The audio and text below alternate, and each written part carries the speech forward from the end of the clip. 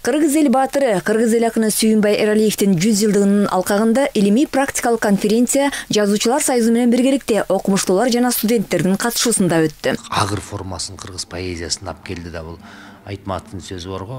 Сүйүнбай Эралиев бул бир эле бул кыргыз адабиятында эмес, бүткүл түрк дүйнөсүндө адабияттын бир жаңы жээгин ачты деген бир эң улуу залкарга, улуу акынга, улуу залкар жазуучунун берген улуу бир аныктамасы да ошол. Бул кантип ачты ошол жээгти, мисалы. Ал ушу чыгармачылыгында ушунчалык баягы чыгармачылыкка дыкат караган, анан чоң жоопкерчилик менен караган, анан өтө мээнеткеч, анан өтө изденгич акын. Эми баягы жөн деле жаза берсе болот. Жөн эле жазып жүргөн акын жазуучуларыбыз көп бизде. Жөн эле жазып, бирок эми ал ар бир чыгармада жаңы нерсе болуш керек да, бир жаңы нерсе. Ошол жаңычылыкка умтулганы, жаңы бир дүйнөлөрдү, жаңы бир темаларды алып келгендиги менен эмискөн айырмалаттым. Сүйүнбай Эралиев чыгармачылык ишин улуу ата мекендик согуш жылдарында баштаган. Согушта жарадар болуп, 1944-жылы армиядан кайтып келгенден кийин ал Сталиндик жеңиш, Талас облустук Лениндик туу гезиттеринде иштеп жүрүп, ыр жазууну улантат да 1949-жылы Биринчи жаңырык, 1950-жылы Тууган жер аттуу жыйнактарын жарыкка чыгарат. Сүйүнбай Эралиев кыргыз поэзиясында биринчи болуп эркин ыр формасын 1966-жылы жазылган Жылдыздарга саякат поэмасында чеберчилик менен пайдаланган. 100 жылдар мындан кийин да жөнөкөй гана сөздөргө кубат берип, психоэмоционалдык абалга жеткирип, түбөлүк теманы күчүнө киргизген. 100 жылдар мындан кийин да дарактар желге ыргала, шуудурап турат ушинтип, биз жокпуз аттың бир гана. 100 жылдар мындан кийин да мында бир окуп кеткен адам анча деле эле салбайт. Эмне болуп атты? Адамдын өмүрүнүн кыскалыгы экен деп коет да. Бирок ар бир сөзүнө кылдат анализ жүргүзүп, психолингвистикалык жактан, психологиялык жактан, психоанализ жүргүзүп келгенден кийин ал өмүрдүн кыскалыгы жөнүндө гана эмес, ыр эмес бул. Өмүрдүн кымбаттыгы тууралуу ыр болуп калат да.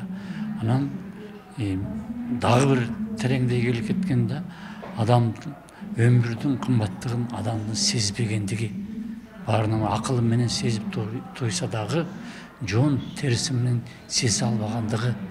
Ал эми ошол жон териси менен качан андай адам өзүнүн өлөөрүн, өмүрүнүн чектелүү экендигин сезүү деңгээлине өсүп жете элек ушундай абалга келсе болот да, жыйынтыкка келсе болот. Качан гана бул дүйнө менен кош айтышып баратканда, же болбосо созулуп баратканда деп тергеп коелу.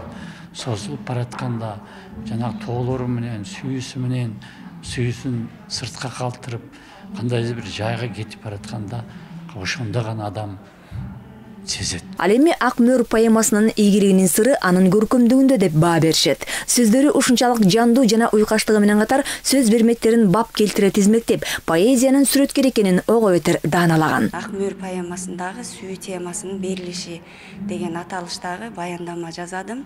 19-кылымдын аягындагы тарыхый чындыкты сюжеттик өзөк катары алып, ушул сүйүүнү даңазалаган сүйүү тууралуу чоң поэма деп айтсак болот, лирикалык поэма.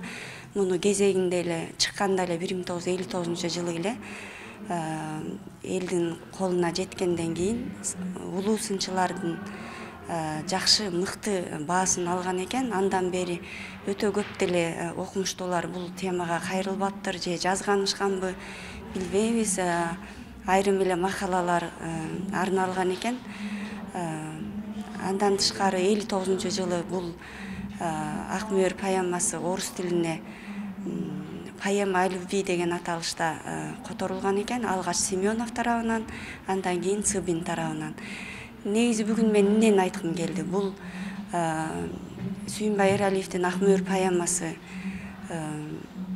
8 жолдуу ыр түрмөк менен жазылган. Бардык эле 8 жолдуу ыр түрмөктүн баарын октава деп атай бербейбиз. Актет формасында жазылган. Чыгарманын багыты реализм, негизги темасы сүйүү, армандуу сүйүү. Ошол поэманын негизги идеясы акындын берейин деген ою ушул ак сүйүүгө жолтоо болбоо керек дегенди айткысы келет. Ошол төмөндөгү 4 сапта берилет. Болбоо керек махабатка айыпкер, эр азамат агар качан кысаптуу, бар тилегим жетип тапкан теңине, бул өмүрдө кор болбосун кызаттуу. Ушул 4 сапта негизги идея камтылган. Бул азыркы күндө дагы актуалдуулугун жогото элек. Акын Уитмендин, Тагордун, Турсунзаденин, Твардовскийдин чыгармаларын кыргыз тилине которгон. Ошондой эле өзүнүн чыгармалары көп тилдерге которулуп, Жылдыздарга саякат поэмасы 1967 жылы Югославияда басылып чыккан. Сүйүнбай Эралиевдин нечен чыгармалары кыргыз адабияты менен маданиятынын казынасында баалуу мурас болуп калды.